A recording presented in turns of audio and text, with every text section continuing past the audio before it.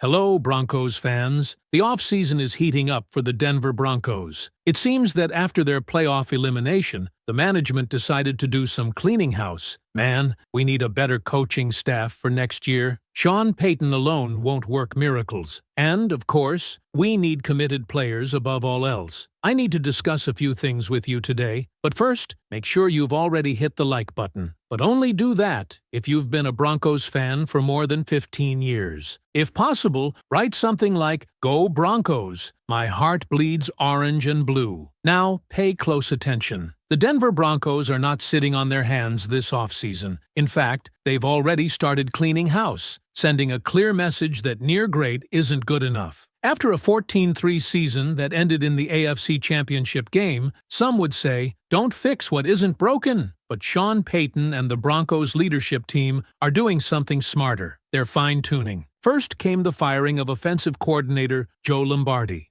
Then, within 24 hours, wide receivers coach Keary Colbert and assistant quarterbacks coach Addison Lynch were also let go. It's clear, the Broncos want more, and they know they were just a few key corrections away from something truly special. The firing of Keary Colbert, in particular, speaks volumes. Sean Payton himself addressed the issue directly, pointing out the excessive drops by Broncos receivers down the stretch. There's a proper way to catch a football, and most of the time, it's with your thumbs together, Payton said, alluding to basic fundamentals being ignored. Whether it was technique, accountability, or simply execution, something wasn't clicking, and Colbert paid the price. The numbers back it up. The Broncos ranked second in the NFL with 43 dropped passes in 2025, only behind Jacksonville. This wasn't a small issue. It was a glaring one. Courtland Sutton led the team with 8 drops, according to Pro Football Reference. For your top wideout, that's unacceptable. It casts a shadow over his reliability in big moments, and while some fans are calling for his departure, it might be more accurate to see him as a top-tier WR2 rather than a dominant WR1. But if Sutton isn't that number one guy anymore,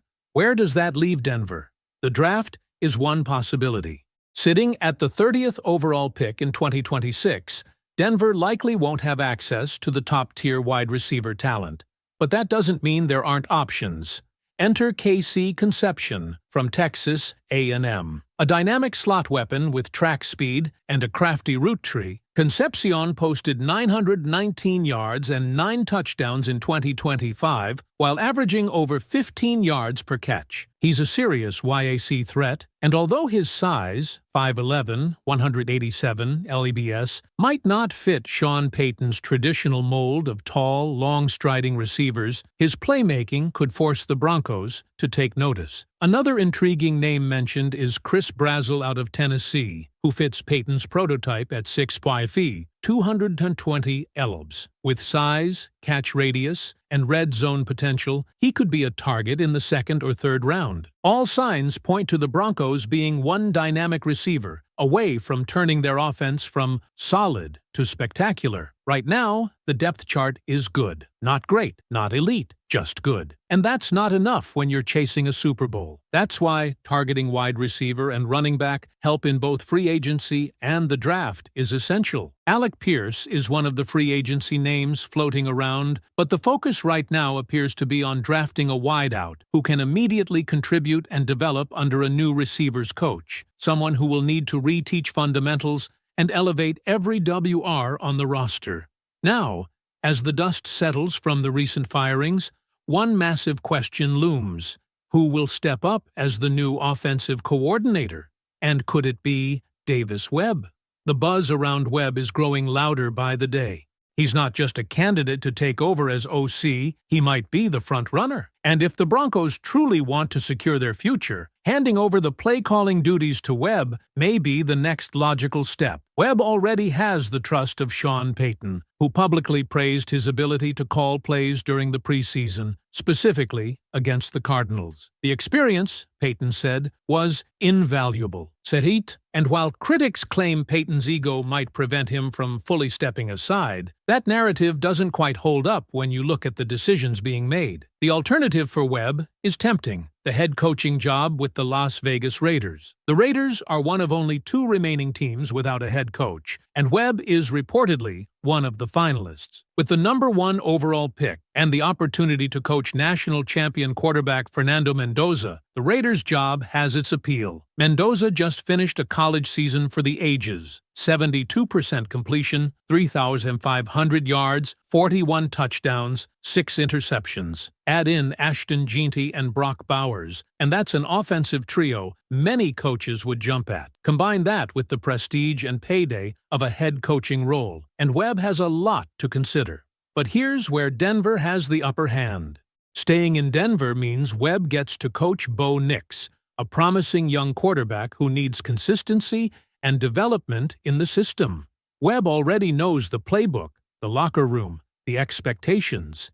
Give him the OC title, give him the play-calling role, and back it all up with a competitive salary. If Denver wants to make a deep Super Bowl run in 2026, they need to secure continuity and innovation on offense, and Davis Webb might be the key. So, Broncos country, here's the big question I want to leave you with right now. Do you think Davis Webb should take over play-calling duties in Denver, or will the allure of becoming a head coach pull him to Las Vegas? Let me know what you think in the comments. And here's where things get even more intense. Because if the Broncos do hand over play-calling responsibilities to Davis Webb, it doesn't just change the structure of the offense, it signals a major philosophical shift under Sean Payton's leadership. Remember, Payton is a coach who built his legacy in New Orleans calling plays, molding Drew Brees into a Hall of Fame quarterback, and controlling every nuance of his offense. For him to now even consider passing that torch to Webb shows a level of trust and recognition that Webb is not just a rising assistant. He's someone with real vision and command. Let's take a look at why that move actually makes a lot of sense. First, Sean Payton's comments during preseason gave us a rare glimpse into how much he values Webb's voice. After the preseason game against Arizona, where Webb called plays, Payton said he did a really good job. See, he mentioned that the communication was fluid, that Webb handled the speed of the game well, and that these are reps that can't be simulated in practice. That kind of endorsement doesn't happen by accident. Webb has clearly earned respect inside the building. Second, let's not forget how demanding Payton is when it comes to offensive detail. If there's one thing he hates, it's inefficiency. That's exactly why he acted swiftly in firing Joe Lombardi and cleaning out the offensive coaching staff. That tells us he's not afraid to make bold moves when he sees underperformance. So if Payton sees in Webb the kind of mind who can run his system, who can innovate, who can push Bo Nix and this offense to its ceiling, he won't hesitate. And the truth is, giving Webb the OC title and letting him run the offense could be the exact jolt this team needs to finally get over the AFC hump and reach the Super Bowl. There's also a strategic edge here. Look at what other top teams around the league are doing. They're empowering younger, forward-thinking coordinators, guys like Ben Johnson in Detroit or Bobby Slowick in Houston, who are creative, fearless, and have the energy to adapt on the fly. Davis Webb is in that mold. He's only 31 years old, but has already absorbed years of high-level coaching experience, including time learning from Brian Daboll, Sean Payton, and others. He understands today's NFL. He knows how to communicate with younger players. He gets the value of tempo, motion, spacing, all the elements that make modern offenses click. And what better time to put that into action than right now, when you have a promising rookie quarterback in Bo Nix? Giving Webb the reins could create a synergy between OC and QB that pays dividends for years. You don't want Bo learning a new system every year or constantly adjusting to new terminology. Continuity breeds confidence, and letting Webb install his own approach, customized for Nix's strengths, could be the single smartest decision the Broncos make this offseason. Now, let's flip it around. What happens if Webb walks out that door and takes the Raiders' job? Make no mistake, Las Vegas is offering him something tempting. Not only the title of head coach, but the chance to develop a generational talent like Fernando Mendoza from day one. And that's something every offensive coach dreams of. The numbers Mendoza put up in 2025 are flat-out ridiculous. over 3,500 yards, 41 touchdowns, and just 6 interceptions in 16 games. That's elite-level production in a college system. And the idea of molding him in your image with full control is a fantasy job for any offensive guru. But, and this is a big but, going to the Raiders comes with a mountain of risk. It's a franchise with a long history of dysfunction. Yes, they have young weapons like Brock Bowers and Ashton Jeanty, but it's still a rebuild. Even with a rookie phenom QB, the odds of turning that team into a legitimate contender in 1 or 2 years are slim. And let's be honest, no one in their right mind sees the Raiders making a serious Super Bowl push in 2026. Davis Webb would be gambling his entire future on a project with no guaranteed runway. In contrast, Denver is built to win now. A top-5 defense, a strong offensive line, a solid running game, good depth at wide receiver, even if it needs a spark, and most importantly, a leadership structure with a clear direction. Sean Payton knows how to build a winner, and the Walton Penner ownership group is willing to spend whatever it takes to make this team elite.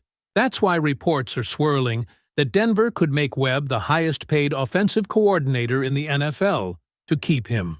A blank check, power, and a real shot at a championship. So the question becomes this: does Davis Webb want to take a long-term risk for total control in Vegas? Or does he stay in Denver, continue growing under Payton, develop Bo Nix, and potentially lead this team to a Super Bowl within the next 12 months? Broncos country, the stakes couldn't be higher. And it's time for the front office to make their move. If they want to keep Davis Webb, and they should, they need to act fast. Title, play calling, paycheck, whatever it takes. Because letting a mind like his walk out the door could change everything. But what do you think? Should the Broncos give Davis Webb full play-calling duties in 2026 and make him the highest-paid coordinator in the NFL? Or would it be smarter to keep Sean Payton calling the shots? Let me know in the comments below. And if you made it this far, make sure you hit that subscribe button, give us a like, and check out the video on your screen right now for more Broncos news and updates. Go Broncos!